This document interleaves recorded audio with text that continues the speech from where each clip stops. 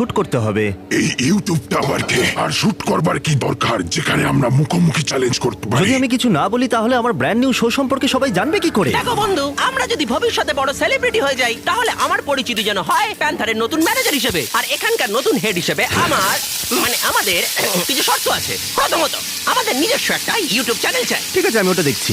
যদি আমি ওটার নাম দিই beast animation, beast lab show এর জন্য ব্র্যান্ড নিউ চ্যানেল। দারুণ।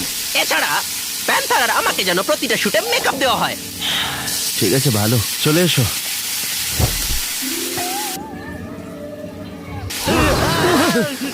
এই দেখে সাবধানে।